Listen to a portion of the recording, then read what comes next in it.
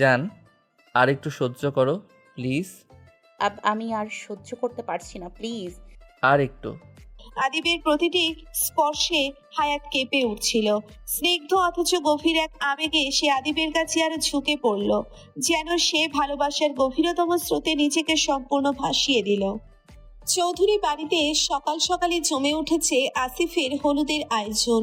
বিয়েটা ছোট পরিসরে হলেও শুরু থেকেই প্রেস ও মিডিয়ার ক্যামেরার ফ্ল্যাশে ভরে উঠেছে আঙিনা। হায়াত, নূপুর, মিনহাসা, রিয়া আর আরাবিরা মিলে হাসি ঠাট্টার মধ্যে হাতে মেহেদি পড়ছে। ওদিকে রাজ আর আদিব ব্যস্ত আসিফকে গোসল করাচ্ছে। আসিফ ফাজলামো স্বরে আদিবকে বলল, ভাইয়া আমাকে পরিষ্কার করে দেবে ভালো মতো, কালকে বাসর করতে হবে। রাজ বাঁকা হাসলো। কেন ভাই, বিয়ে না করলে কি আর পরিষ্কার হতে না কখনো? আদিব হো হো করে হেসে বলল, হ্যাঁ, আমি সব সময় ফ্রেশ থাকি, যাতে আমার বউ কোনো অভিযোগ করতে না পারে। আমার বউ কথাটা শুনে খানিকটা বিব্রত হলো রাজ। রাগের মাথায় যেন সপ্তম আসমান ভেঙে পড়ল।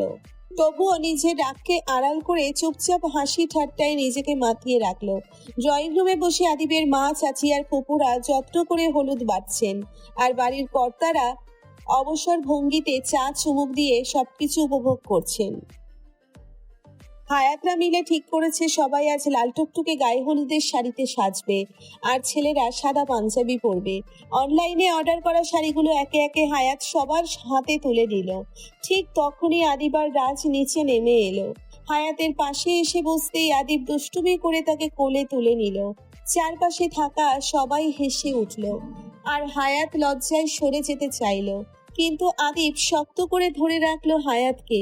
ওদিকে রাজের চোখে হঠাৎ অদ্ভুত দৃষ্টি ভেসে উঠল। মনে মনে বলল, আজ রাতেই তোর সুখের সংসার শেষ করে দেব আমি সাদাত। হায়াতকে নিয়ে আমি শুরু করব আমার চাল। আর এত টাকার সম্পত্তি কই? আমার তো কিছুই নেই। আমি আজ রাতেই হায়াতকে নিজের করে নেব। তোর বউয়ের সর্বনাশ করব আমি, আর তুই কিছু জানতেও পারবি না। দুপুর 1টা। সকলকে শাড়ি বুঝিয়ে দেওয়ার পর আরাবি আর হায়াতরা বসে ঠিক করলো একটু পরেই তারা কনের বাড়ি যাবে। পরিবারের অন্যরাও এতে সম্মতি জানালো। ঠিক হলো আসিফের মামাতো ভাই তৌসিফ গাড়ি নিয়ে মেয়েদের পৌঁছে দেবে মানিকগঞ্জে। আদিব একটু চিন্তিত গলায় বলল, আম্মু, ওদের কি একা মানে তৌসিফ কি পারবে নাকি আমি যাব?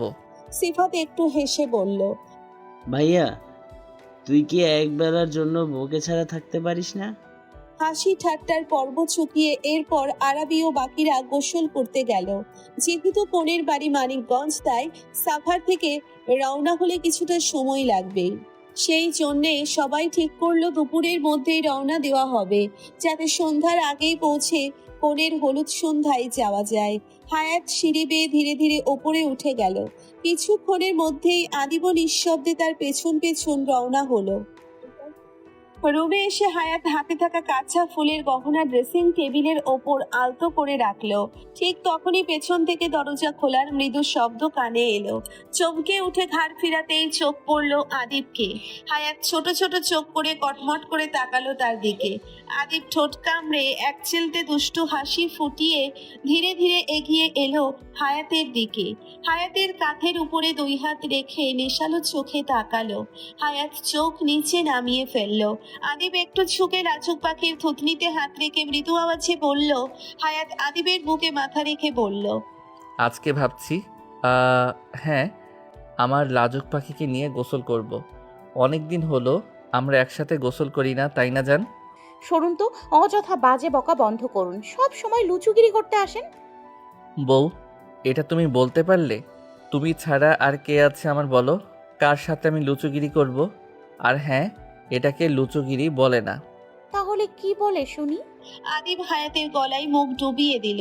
জোরে জোরে ঠোঁট দিয়ে চেপে ধরলো। আস্তে আস্তে নিচের দিকে মুখ ডুবিয়ে দিল। হায়াত আদিবের চুল খামছে ধরলো। শার্টের বোতাম খুলতে লাগলো। আদিব মুচকি হেসে বোতাম খুলতে সাহায্য করলো। এরপর হায়াত আদিবের লোম দিয়ে ঢাকা বুকে অসংখ্য চুমু খেতে লাগলো। আদিব হায়াতের ওষ্ঠে নিজের ওষ্ঠ পুড়ে দিল। প্রায় মিনিট 20 ধরে ওষ্ঠের স্বাদ নিতে লাগলো। হায়াতের গলা থেকে ওড়না টেনে নিচে ফেলে দিল। কোলে তুলে নিয়ে ডিভানের ওপর শুইয়ে দিল। হায়াত ও আদিবের সাথে সমান তালে তাল মেলাচ্ছে। আবার 10 মিনিট ওষ্ঠের স্বাদ নিতে লাগলো। একটু পর আদিব হায়াতের ওষ্ঠে উত্তেজনাপূর্বক কামড় বসিয়ে দিল। সঙ্গে সঙ্গে হায়াতের ওষ্ঠ থেকে রক্ত বের হতে লাগলো। ব্যথায় অস্পষ্ট স্বরে আহ শব্দ করে উঠল। আদিব সাথে সাথে ওষ্ঠ ছেড়ে দিল। সেখান থেকে 2 ফোঁটা রক্ত গড়িয়ে পড়ল। আদিব ডিভানের পাশে থাকা দই আর মিষ্টি প্লেট থেকে কিছুটা দই হায়াতের ওষ্ঠে লাগিয়ে আস্তে আস্তে চুমু খেতে লাগলো। হায়াত চোখ বন্ধ করে নিঃশ্বাস ফুঁকছে। এদিকে আরাবির ফুলের টিকলিটা পড়তে গিয়ে ছিঁড়ে গিয়েছে, তাই হায়াতের রুমের দিকে আসলো। দরজা খোলা আছে বলে নক না করেই ভেতরে প্রবেশ করলো, কিন্তু চোখের সামনে দুজনকে রোম্যান্স করতে দেখে হা হয়ে গেল। দুজনেই সমান তালে রেসপন্স করছে। অন্যদিকে আরাবি যে রুমে এসে দাঁড়িয়ে আছে সেদিকে তাদের কোনো খেয়াল নেই। আরাবির পা যেন পাথর হয়ে গিয়েছে। চোখ খুলে আস্তে করে রুম থেকে বের হয়ে গেল। দরজাটা হালকা করে চাপিয়ে দিয়ে পেছন ঘুরতেই সামনে দেখলো আসিফ দাঁড়িয়ে আছে। আসিফ হালকা গম্ভীর স্বরে বলল। ভাইয়া কি রুমে আছে? আরাবি আনমনেই বলল। হ্যাঁ, রুমেই। আরাবির কথা শেষ হতেই আসিফ দরজা ধাক্কা দিতে যাবে, তখন আরাবি ব্যাপারটা বুঝতে পেরে দরজার সামনে এসে দাঁড়ালো। না না, ভেতরে কেউ নেই, চলুন এখান থেকে ভাইয়া। আসিফ খানিকটা কপাল কুঁচকে আরাবির ব্যাপার স্যাপার বোঝার চেষ্টা করছে। তুমি আমাকে আটকাচ্ছ কেন? সরো সামনে থেকে। না না প্লিজ, ভিতরে যাবেন না, না হলে আমি যা দেখেছি আপনিও তা দেখে ফেলবেন। আসিফ খানিকটা সিরিয়াস ভঙ্গিতে জিজ্ঞেস করলো। ভাইয়া আর হায়াত কি ঝগড়া করছে? সামথিং রং আরু? হ্যাঁ হ্যাঁ, রং চা দুধ চা সবই হবে, ভেতরে যাওয়া যাবে না এখন। মানে কি সব উল্টাপাল্টা বকছো তুমি? আরাবি চোখ বন্ধ করে দরজার সামনে থেকে সরে গিয়ে বলল। হায়াত আর ভাইয়া এখন রোম্যান্স করছে, চলুন এখান থেকে। এই বলে আরাবি তো দৌড় মারলো। আসিফ হাঁ হয়ে গিয়েছে আরাবির কথায়। ব্যাপারটা মাথায় ঢুকতেই মনে মনে আস্তা গফিরুল্লাহ বলতে বলতে নিজের রুমে চলে গেল। হায়াতের পরনের জামাটা খুলে ফেললো আদি, বক্ষস্থল জুড়ে হাত দিয়ে চাপতে লাগলো। হায়াত একটু একটু ব্যথায় চোখ মুখ কুঁচকে ফেললো। এরকম পরম আবেশে সুধা পান করতে লাগলো। পাশে থাকা খানিকটা দই হায়াতের শরীরে ঢেলে দিল, আর আদিব তার রসনা দিয়ে লেহন করতে লাগলো। হায়াত প্রত্যেক নিঃশ্বাসে কেঁপে কেঁপে উঠতে লাগলো। আদিব জোরে জোরে উদরে কামড় দিতে লাগলো। হায়াত আদিবের দুষ্টুমি বুঝতে পেরে পিঠের ওপর জোরে জোরে কিল ঘুষি দিতে লাগলো। হায়াতের 2 হাত বেল্ট দিয়ে বেঁধে দিল। হায়াত অসহায় মুখ করে আদিবের দিকে তাকালো। এখন না প্লিজ, দেরি হয়ে যাবে। হুশ, আমি আছি তো, আমি পৌঁছে দিয়ে আসবো। আর কিছু বলতে না দিয়ে হায়াতের ওষ্ঠে নিজের ওষ্ঠ পুড়ে দিল। হায়াত করতে করতে বলল। আমি সবার সাথে যাব। আদিব ওষ্ঠ ছেড়ে দিয়ে আবারও উদরের থেকে 4 আঙ্গুল নিচে মুখ ডুবিয়ে বলল। আচ্ছা যাবে, তবে এখন আর কোনো ডিস্টার্ব করবে না, আমাকে আমার কাজ করতে দাও। হায়াত যেন কথা বলতে ভুলে গেল। আদিব জোরে জোরে জিহ্বা দিয়ে রসনা করছে। হায়াত আদিবের চুলে হাত বোলাতে লাগলো। একটু পর হায়াতকে আদিব পরমাবেশে বিভিন্ন প্রসেস করে তা খেতে লাগলো। হায়াত নিমেষেই কেঁপে উঠে বসে পড়লো। আদিব বাঁকা হাসলো। হায়াত এখন খেয়াল করলো দরজা বন্ধ করা হয়নি। আদিবকে ইশারা করতেই আদিব গিয়ে দরজা লাগিয়ে দিল। হায়াত একটা কালো মিষ্টি নিজের মুখে পুরে নিল। আদিব এসে হায়াতের মুখ থেকে নিয়ে কিস করতে করতে খেতে লাগলো। একটু মিষ্টি নিয়ে হায়াতের মুখে পুরে দিল। হায়াত ফাজলামো স্বরে বলল। স্ট্রবেরি দিয়ে খেলে আরো ভালো লাগতো। তোমার ইচ্ছা আমি কালই পূরণ করবো জান, এখন মিষ্টি দিয়ে খাও সোনা। 5 মিনিট পর হায়াতকে কোলে তুলে নিল। এরপর ওয়াশরুমে গিয়ে ঝর্ণা ছেড়ে দিল। হায়াতকে জড়িয়ে ধরে জোরে জোরে চুম্বন করতে লাগলো। হায়াত উন্মাদনায় সারা শরীরে হাত বোলাতে লাগলো। আদিব হায়াতের দিকে কোমল চোখে তাকালো। আদিব আবারও কোলে তুলে নিল। আজকে দেই, ওষুধ খাবে না তো? না, আর কিছুদিন পর। ওকে, যা বলবেন ম্যাডাম, আপনারই সব। আর কানে ফিসফিস করে বলল। রেডি তো আমার লোড সামলানোর জন্য? আবার কিন্তু একটু ধীরে। হায়াত যেন ব্যথার সুখে 2 ভাবেই পুরো সুখের সাগরে ভেসে যাচ্ছে। আদিব হাসতে স্বরে বলল। জান, শান্তি পাচ্ছ তো? এভাবেই পুরো 2 ঘন্টা দুটি হৃদয় সম্পূর্ণ পরিপূরক হয়ে গেল। আত্মার অশেষ মিলনে প্রশান্তি ভরা চোখে দুজন দুজনের গায়ে হেলান দিয়ে ওয়াশরুমের ফ্লোরে বসে আছে। হায়াত বালতি থেকে একটু পানি নিয়ে শরীরে ঢেলে দিল। আদিব যেন হায়াতের মোহে ডুবে গেল। তবে হায়াত আদিবকে সুযোগ না দিয়ে শরীরে তোয়ালে পেঁচিয়ে ওয়াশরুম থেকে বেরিয়ে গেল। আদিব কপাল স্লাইড করে বলল। এই লাজুক পাখি কোথায় যাচ্ছ? এখানে আরেক রাউন্ড বাকি আছে। ও বউ, চলে যাও কেন? চুপ, আমার শরীরে ব্যথা হচ্ছে। রাতে দিবে তো? জানি না। আদিব কিছু না বলে হায়াতকে আলমারির সামনে থেকে কোলে তুলে নিয়ে বারান্দার সোফায় শুইয়ে দিল। এরপর আবারও আত্মার আকাঙ্ক্ষা ইচ্ছেকে পূরণ করতে মেতে উঠল অসীম সাগরের ঢেউয়ে। হায়াত একটু পরে ব্যথায় কান্না করতে লাগলো। আদির বাচ্চা। বউ, আসতেই তো। চুপ। বউ, এত উফ উফ করো না প্লিজ, না হলে তোমার আবার গোসল করতে হবে। চোখের সামনে থেকে সরুন আপনি। সন্ধ্যা 6টা। হায়াতটা মাত্রই কনের বাড়ি থেকে ফিরে এসেছে। এদিকে চৌধুরী বাড়ির ছাদে আসিফের হলুদের স্টেজে আলো ঝলমলে সাজসজ্জা। গায়ে হলুদের গান ভেসে আসছে স্পিকারে। চারিদিকে রঙিন বাতি ও ফুলের ছড়াছড়ি। আসিফকে ঘিরে আদিবরা ইতিমধ্যেই পাগলাটে নাচ শুরু করেছে। একের পর এক মজার স্টেপে তারা সবাইকে মাতিয়ে তুলছে। হায়াতরা খিলখিলিয়ে হাসছে, তালি দিয়ে উচ্ছ্বাস বাড়িয়ে দিচ্ছে। পুরো ছাদটা যেন উৎসবের আনন্দে কেঁপে উঠছে। কিন্তু সেই আনন্দমুখর দৃশ্যের আড়ালে রাজের চোখে অন্যরকম ঝড়। একপাশে নাচ থামিয়ে দাঁড়িয়ে ভাবছে, কিভাবে হায়াতকে ঘুমের ওষুধ খাওয়ানো যায়। এত মানুষের মধ্যে আজ যদি না পারি, কালকের দিন তো হাতের মুঠোয় আছেই। যেভাবেই হোক একটা না একটা ফাঁদ আমি ফেলবই। এরপর হায়াতরা সকলে মিলে নাচতে শুরু করলো। হায়াতকে এভাবে নাচতে দেখে আদিব উন্মাদ হয়ে গেল। সকল মানুষের মধ্যে থেকে হায়াতকে নিয়ে স্টেজের পেছনে গেল। হায়াত বিরক্তি মাখা মুখ করে আদিবের দিকে তাকালো। কি হয়েছে? এভাবে নিয়ে আসলেন কেন? আদিব কিছু না বলেই হায়াতের উদর থেকে শাড়িটা একটু সরিয়ে জোরে জোরে চুমু খেতে লাগলো। পেছন তেমন একটা আলো নেই বলে হায়াত আর আদিবকে থামালো না। মিনিট 5 পর ওষ্ঠে ওষ্ঠ পুড়ে নিল। হায়াতও সমান তালে রেসপন্স করতে লাগলো। একটু পরে ওই দিক থেকে নুপুর ভাবি ভাবি বলে ডাকতে লাগলো। হায়াত আদিবকে মৃদু ধাক্কা দিয়ে শাড়ি ঠিক করতে করতে স্টেজে চলে গেল। আকস্মিক ধাক্কায় আদিব সরে গিয়েছে, না হলে এত ছোট ধাক্কায় আদিব তার লাজুক পাখিকে ছাড়ার মানুষ নয়। এদিকে দূরে থেকে সবটাই লক্ষ্য করছিল রাজ। রাগে মাথায় আগুন জ্বলছে তার। আজকে বাড়ির সকল মেয়েরা পরেছে লাল শাড়ি আর ছেলেরা সাদা পাঞ্জাবি। সকলেই দেখতেই মোহনীয় লাগছে। মিসেস অরোরা হায়াতকে সিঁড়ির সাইডে নিয়ে আসলেন। হায়াত একটু ইনোসেন্ট মুখ করে বলল, কি হয়েছে আম্মু? কিছু বলবে? সরি, কিছু বলবেন? হায়াতের কপালে চুমু দিলেন মিসেস অরোরা, তারপর বললেন, হয়েছে, তুমি করেই বলবে। এরপর থেকে তোমার শাড়ির কুচিগুলো খুলে গিয়েছে, জলদি ঠিক করে নাও, নাইলে আমি করে দিচ্ছি। এই বলে মিসেস অরোরা হায়াতের শাড়িটা ঠিক করে দিল। শেষ করে হায়াতের দিকে তাকিয়ে বলল, রাজের থেকে দূরে থাকবে, মনে যেন থাকে। আম্মু। হ্যাঁ, যাও এখন। আর এখন মেহমানরা আসবে, একটু পর নিচে আসবে।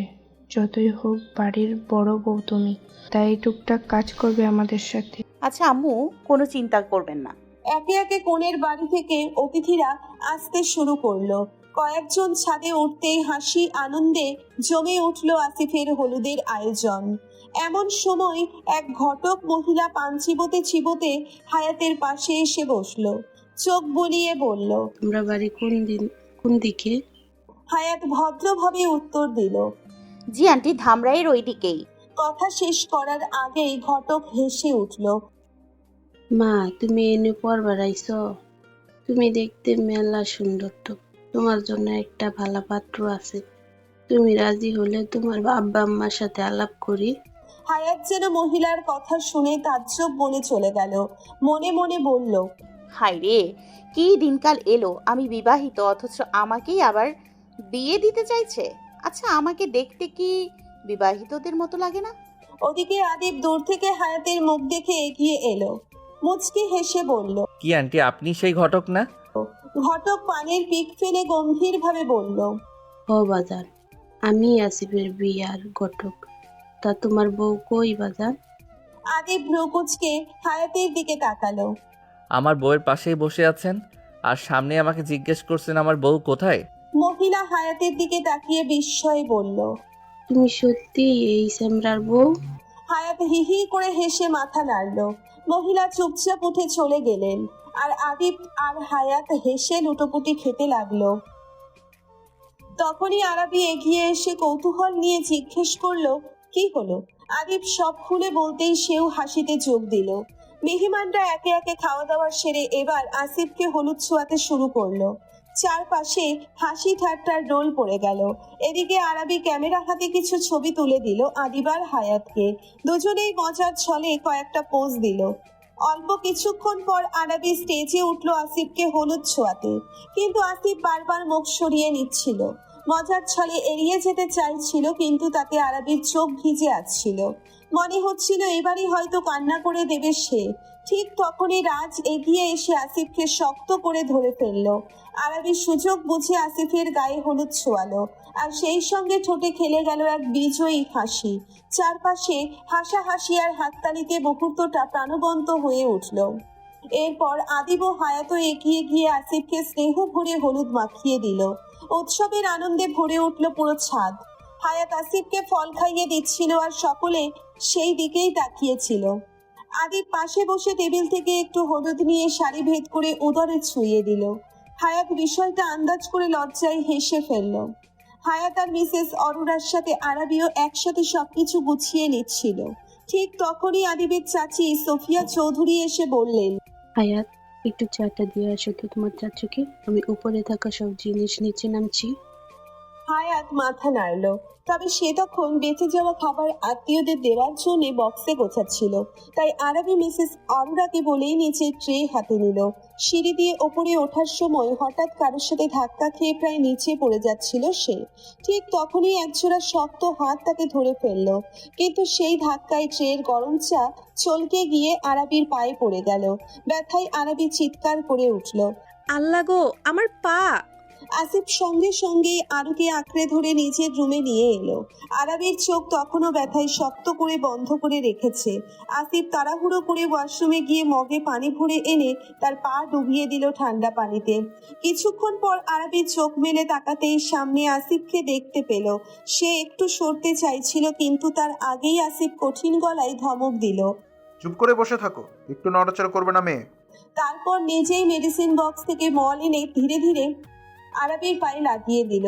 ঘরটিতে হঠাৎ এক অদ্ভুত নীরবতা নেমে এলো, যেন সবার অগোচরে এখানে অন্যরকম এক অধ্যায় শুরু হয়ে গেল। আত্মীয় স্বজন ভরে যাওয়ায় বাড়ির একটা রুম ফাঁকা নেই। ঠিক হলো মেয়েরা একসাথে হায়াতদের রুমেই ঘুমাবে, আর ছেলেরা ছাদে। তা শুনেই আদিব ভ্রু কুঁচকে অসহায় ভঙ্গিতে হায়াতের দিকে তাকিয়ে বলল, বউ চলো না আমরা একটা রিসোর্ট বুক করি, কাল সকালে এসে পড়বো। হায়াত চারপাশে তাকাতেই দেখলো সবাই মুখ চেপে মিটিমিটি হাসছে। সে কপাল কুঁচকে উত্তর দিল, কেন? আমি তো এখানেই ঘুমাবো, চাইলে আপনি আসিফ ভাইয়াদের নিয়ে যেতে পারেন। মিনহাসা মজা করে বলল। ভাবি, লাইট অফ করো, ঘুমাতে হবে তো। আদিব এবার আরো অসহায় মুখ করে হায়াতের কাছে এগিয়ে গেল। তার আমার বউটাকে আমাকে একটু দাও না, বউ আসো প্লিজ। কথা শুনে সবাই হেসে গড়িয়ে পড়ল। হায়াত লজ্জায় আর রাগে কি করবে বুঝে উঠতে পারছিল না। আদিব হায়াতকে দরজার পাশে দাঁড়িয়েই কয়েকটা ফ্লাইং কিস করলো। বউ চলো যাই, না হলে তুমি চাইলে আমরা বেলকনিতে গিয়েও ঘুমাতে পারি ক্লিওকে নিয়ে। হায়াত রাগে ফুঁসতে ফুঁসতে বলল, আপনি যাবেন নাকি আপনাকে ধাক্কা দিয়ে বের করব সবাই? বেচারা আদিব অসহায় মুখ করে রুম থেকে বের হয়ে গেল। মনে মনে বলতে থাকলো, ধুর, কত আশা করেছিলাম আজ রাতে আমাদের বাচ্চার প্রসেসিং শুরু করব। শালার লাইফ, ধুর, নিজের বউটাকে একটু শান্তিতে আদর করতে পারি না। সকাল 7টা, দিনের একেবারে শুরুর দিক। রাতের কালো আবেশ তখনও পুরোপুরি কেটে যায়নি। আকাশে হালকা নীলের সাথে মিশে থাকে কুয়াশার সাদা পরত। পাখিদের কিচির মিচির ডাক ভেসে আসে। বাতাসে থাকে ভেজা ঘাসের সুবাস।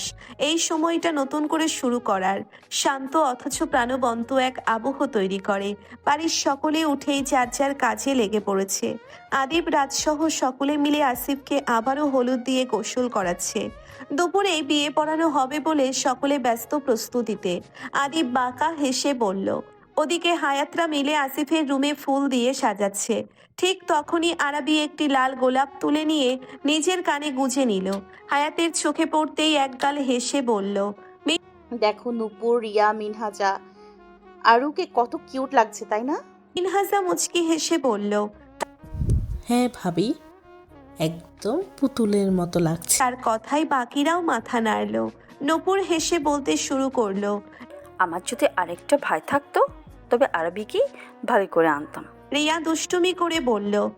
হ্যাঁ, আমি ভাবছি রাজভাইয়ের সাথেই আমাদের আরুকে বিয়ে দিয়ে দিই, কেমন হবে ভাবি? সকলের হাসি ঠাট্টার মাঝে লজ্জায় আরাবি কাঁদো কাঁদো হয়ে গেল। হায়াত এগিয়ে গিয়ে আরুর গালে আলতো একটা চুমু খেয়ে হাসতে হাসতে বলল, না না না, আরুকে কখনোই রাজ ভাইয়ার মতোই গোমরা মুখো মানুষের সাথে বিয়ে দেয়া যাবে না। আমাদের ডার্ক রোম্যান্স গল্প পড়ুয়া আরাবির জীবন তো শেষ হয়ে যাবে যদি এমন গম্ভীর মুখো কারোর সাথে বিয়ে হয়ে যায়। কথাটা শুনে সকলে আবারও হেসে উঠল। কিছুক্ষণ আড্ডা শেষে সবাই আবার রুম সাজানোর কাজে ব্যস্ত হয়ে গেল। এদিকে আসিফ গোসল সেরে রুমে ঢুকলো। ভেতরে ঢুকতেই দেখে চারপাশে ফুলের সাজ আর বোনদের হাসাহাসি। মাথা চুলকে গলা খাকারি দিয়ে বলল, তোদের এসব করতে কে বলেছে? হায়াত মুচকে হেসে জবাব দিল, কে আবার? ভাইয়া, আপনার ভাইয়ের কড়া আদেশ, বাসর ঘর সাজাতেই হবে। রিয়াও হেসে মাথা নাড়িয়ে বলল, হ্যাঁ আদিপ তো তার 5টায় উঠে ফুল কিনে এনেছে। আসিফ তোয়ালে কাঁধে রেখে দাঁড়িয়ে রইল। হঠাৎ চোখ গেল আরাবির দিকে। কানেই তখনও সেই গোলাপ। আসিফের বুকের ভিতরটা কেমন যেন ধক করে উঠল। মনে মনে ভাবল, এটা সত্যি ভীষণ সুন্দর। সামান্য একটু ফুলই কি অদ্ভুত মানিয়েছে তাকে। সকাল 10টা। সকালে একে একে নাস্তা সেরে নিল। খাওয়া দাওয়া শেষ হতেই আদিবের দাদি সবাইকে গোসল সেরে তৈরি হতে বললেন। কথা মতো সকালে হাত মুখ ধুয়ে যে যার মতো রেডি হতে চলে গেল। এমন সময় বাড়ির গেট দিয়ে ভেতরে প্রবেশ করলো আরাবির মা বাবা। সবেমাত্র সিঁড়ি দিয়ে ওপরে উঠছিল আরাবি, কিন্তু বাবা মাকে দেখে আনন্দে দৌড়ে নেমে এলো নিচে। হায়াতও একগাল হেসে দ্রুত নেমে এলো। আরাবি ছুটে গিয়ে মা বাবাকে জড়িয়ে ধরলো, আর হায়াত ভদ্রভাবে সালাম জানিয়ে জড়িয়ে ধরল। চারপাশে হাসির রোল উঠল। মিসেস সোফিয়া আর মিসেস অরোরা তাড়াতাড়ি এগিয়ে এসে অতিথিদের ডাইনিং টেবিলের দিকে নিয়ে গেলেন। আরাবির মা একজন গাইনোকোলজিস্ট বিশেষজ্ঞ, আর তার বাবা শাহানুর খান একজন ব্যাংকার। এদিকে আদিবের ঘোর বিপদ। পাঞ্জাবির একটা বোতাম খুলে গিয়েছে। অনলাইনে অর্ডার করলেও নতুন পাঞ্জাবি আসতে 3 দিন লেগে যাবে। এখন চাইলেও বাইরে গিয়ে কেনার সুযোগ নেই, সময়ও কম। হায়াত পা টিপে টিপে রুমে ঢুকতেই দেখলো আদিব চিন্তিত মুখে বসে আছে। কপাল কুঁচকে হায়াত বলল, কি হয়েছে? গোসল করে পাঞ্জাবি পরছেন না কেন? নাকি অন্য কিছু পরবেন? আদিব দীর্ঘশ্বাস ফেলে উত্তর দিল, বোতামটা খুলে গেছে, নতুন কেনাও সম্ভব না। হায়াত এগিয়ে এসে আদিবের কোলে বসলো। আলতোভাবে ঠোঁটে ঠোঁট ছুঁয়ে দিল। আদিব মুহূর্তেই লাজুক পাখিকে কাছে টেনে আবেশে ডুবে গেল। প্রায় 10 মিনিট পর ছেড়ে দিয়ে হায়াত মুচকে হেসে বলল, অনলাইনে অর্ডার করুন তাহলে। আদিব গলায় মুখ ডুবিয়ে ফিসফিস করে বলল, এটা তো খাবার না বউ, বললেই যে সঙ্গে সঙ্গে চলে আসবে। হায়াত এবার বুঝলো সমস্যাটা আসলেই গুরুতর। সে ঠোঁট কামড়ে কিছুক্ষণ ভেবে ওয়ার্ড্রপ খুলে সুই সুতা বের করলো। আদিবের হাত থেকে বোতামটা নিয়ে নিপুণভাবে সেলাই করতে লাগলো। 3 মিনিটের মধ্যেই কাজ শেষ। হাতের কাজের নিখুঁত ফলাফল আদিবকে দেখিয়ে হায়াত মুচকি হেসে বলল, এবার আর কোনো সমস্যা নেই। আদিব হ্যাচকা টান দিয়ে হায়াতকে বুকে জড়িয়ে ধরলো। গলায় নাক ডুবিয়ে আদিব প্রশংসা করলো, বাহ, আমার বউ দেখি সব কাজেই পারদর্শী। হায়াত চুলগুলো এলোমেলো করে দিয়ে হাসলো। হ্যাঁ, টুকটাক জানি। আচ্ছা এবার জানতো, তাড়াতাড়ি তৈরি হয়ে নিন। আদিবার কিছু না বলে ওয়াশরুমে ঢুকে গেল। কিছুক্ষণ পর আরাবি, নূপুর আর অন্যরা রুমে এলো। হায়াত তখন বিছানার চাদর ঠিক করছিল। সবাই ডিভানে বসলো। আরাবি হাতে শাড়ি নিয়ে বসে বিরক্ত মুখে বলল, এই জানু, আমাকে কেন শাড়ি পরতে হবে? তোরা পর না। হায়াত কাজ করতে করতেই বলল, না না না, আজকে সবাই পরবো, তো তোকেও পরতে হবে। কিছুক্ষণ আড্ডা দিয়ে সকলে নূপুরের রুমের দিকে রওনা দিল। হায়াত আলমারি থেকে একটি গাঢ় মেরুন রঙের শাড়ি বের করে নিয়ে বাকি মেয়েদের সাথে চলে গেল। মুহূর্তের মধ্যে হাসি আনন্দে ভরে উঠল রুম। একে একে সবাই সাজগোজ শুরু করলো। শাড়ির গুজে নিল, টিপ পরে নিল কপালে। হায়াত নিজে সেজে নিয়ে আরাবির খোপায় আলতো করে একটা লাল গোলাপ গুজে দিল। মেয়েটাকে যেন আরো বেশি সৌন্দর্য ফুটে উঠল। এদিকে বাড়ির বড়রা, মা চাচিরা তরুণীদের সাথে তাল মিলিয়ে সেজে নিচ্ছেন। একসময় সবাই একসাথে সিঁড়ি বেয়ে নিচে নামলো। ড্রয়িং রুম যেন ছোট্ট এক আনন্দ। আদিবের চোখ হায়াতের উপর গিয়ে থমকে গেল। হায়াতকে যেন আজ নতুন করে দেখছে। এতদিনের চেনা মানুষটা হঠাৎ অন্য এক জগৎ থেকে নেমে এসেছে যেন। একটু বেশি সুন্দর লাগছে তার লাজুক পাখিকে। ঠিক তখনই ড্রয়িং রুমে প্রবেশ করলেন রাকিব চৌধুরী আর জাকির চৌধুরী। দুজনেই সাদা পাঞ্জাবিতে দারুণ লাগছিল। হায়াত মিষ্টি হেসে বলল, বাবা, চাচু, মাশাআল্লাহ, আপনাদের অনেক সুন্দর লাগছে। অনেকদিন পর দেখলাম আপনারা সাদা পাঞ্জাবি পরলেন। দুই ভাই হেসে হায়াতের মাথায় হাত বুলিয়ে দিলেন। পাশে বসা মিসেস অরোরা আর সোফিয়া মুখ গোমরা করে বললেন, হ্যাঁ, তাদেরই শুধু সুন্দর লাগে, আমাদের নয় নাকি? হায়াত হেসে তাড়াতাড়ি বলল, আরে না আম্মু, আপনাদেরও দারুণ লাগছে। এই সময় রাজ এসে হাজির হলো আসিফকে নিয়ে। বিয়ের সাজে আসিফকে রাজপুত্রের মতো লাগছে। মিসেস সুফিয়া এগিয়ে এসে ছেলের কপালে চুমু খেলেন। বাজান, আম্মুর জন্য বউ না, একেবারে লক্ষ্মী মেয়ে নিয়ে আসছো। আসিফ মৃদু হেসে দৃষ্টি ফেলল। চোখ গিয়ে থমকালো আরাবির দিকে। কালো শাড়িতে মেয়েটি যেন একেবারে অপরূপা। নিজের অজান্তেই আসিফের বুকের ভেতর কেমন এক ধাক্কা খেলো ক্রাশ। মনে মনে নিজেকে গালি দিতে লাগলো। কখনো কোনো মেয়েকে এভাবে ভালো লাগেনি, এভাবে তাকেও দেখি নাই। আজ হঠাৎ এ কেমন অনুভূতি? আসিফের ভাবনার মাঝে হঠাৎ আদিব তার পিঠে চাপড় মেরে বলল, এখনই বউ নিয়ে দিবা স্বপ্ন দেখার দরকার নেই স্যার, আগে চলুন বিয়ে করিয়ে বউ নিয়ে আসি। আদিবের কথায় সকলে হো হো করে হেসে উঠল। আরাবির মা বাবাও এসে মেয়ের পাশে দাঁড়ালেন। হঠাৎই রাকিব চৌধুরীর ফোনটা বেজে উঠল। সবার দৃষ্টি ঘুরে গেল তার দিকে। তিনি চশমাটা টেনে ঠিক করে কল রিসিভ করলেন। ওপাশে কি বলা হলো সেটা শোনা গেল না, কিন্তু মুহূর্ত পরেই তার হাত থেকে ফোনটা প্রায় পড়ে যাচ্ছিল। ধপ করে মেঝেতে বসে পড়লেন রাকিব চৌধুরী। বাবা, বলেই চিৎকার করে ছুটে গেল আদিব, বাবাকে চাপটে ধরলো। হঠাৎ পুরো ঘর স্তব্ধ। সাংবাদিকরা ব্যস্ত ক্যামেরা ক্লিক করতে। একজন তো ভিডিও করতেই শুরু করেছে। রাজ রেগে গিয়ে সবাইকে থামাতে লাগলো। শাহাদাত ছুটে গিয়ে দরজার সামনে দাঁড়িয়ে গেল। রাকিব চৌধুরীকে সোফায় বসানো হলো সকলে মিলে। হায়াত দৌড়ে গিয়ে বরফ এনে তার মাথায় চাপালো, কারণ তিনি চিন্তায় পড়ে গেলে সহজেই ব্লাড প্রেশার বেড়ে যায়। আসিফ হাঁটু গেড়ে বসে কণ্ঠ কাঁপিয়ে বলল, কি হয়েছে চাচু? জাকির চৌধুরী ভাইয়ের পিঠে হাত বুলিয়ে ফিসফিস করে বললেন, কিছু বলো ভাই, এতটা অস্থির কেন হয়েছে?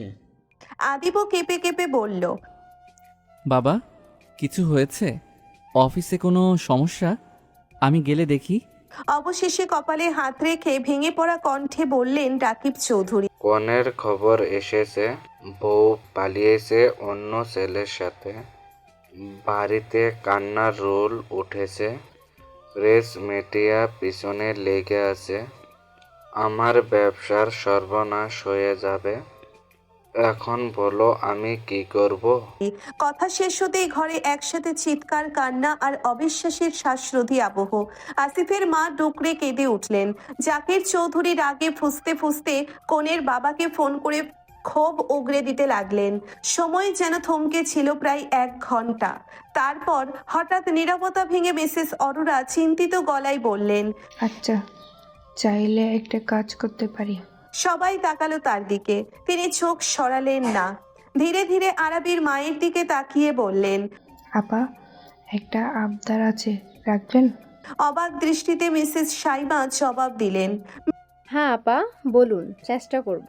মিসেস অরোরা একদমে বলে ফেললেন, আসলে এই বিপদের মুহূর্তে আমি চাই আপনার মেয়েকে আমাদের আসিফের সাথে বিয়ে দিতে। আপা, বুঝতেই পারছেন, এতক্ষণে নানান কথা রটে শুরু হয়েছে। মুহূর্তেই মিসেস অরোরার কথায় পুরো ঘরটা যেন নিস্তব্ধ হয়ে গেল। কারো মুখে কোনো শব্দ নেই, শুধু চাপা নিঃশ্বাস আর অস্থিরতার আবহ। জাকির চৌধুরী ধীরে ধীরে এগিয়ে গেলেন আরাবির বাবার কাছে। তার দুটো হাত নিচের মুঠোয় নিয়ে কণ্ঠ ভারী করে বললেন, ভাই হিসেবে চাইছি, আপনার মেয়েটাকে আমাদের ঘরে দেবেন। কথা দিচ্ছি কোনোদিনও ভালোবাসার ঘাটতি অনুভব করবে না।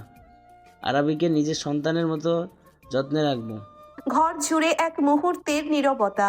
সবার চোখ এবার ঘুরল আরাবির দিকে। মেয়েটা চুপচাপ বসে আছে, চোখ নামানো, ঠোঁট কাঁপছে, কিন্তু কোনো কথা বলছে না। হায়াত দমবন্ধ হয়ে তাকিয়ে আছে আরাবির মুখে, মনে মনে আতঙ্কে ভাবছে, যদি আরাবি আসিফ ভাইয়াকে না মেনে নেয়, যদি মাথা নেড়ে না বলে দেয়। সময় যেন থেমে গিয়েছিল। প্রায় 2 ঘন্টা ধরে বোঝানোর সমঝোনার পর অবশেষে আরাবির মা বাবা মাথা নিচু করে সম্মতি জানালেন। সবার মুখে স্বস্তির দীর্ঘশ্বাস ছড়িয়ে গেল। রাকিব চৌধুরী কণ্ঠ দৃঢ় করে আদিবের দিকে তাকিয়ে বললেন,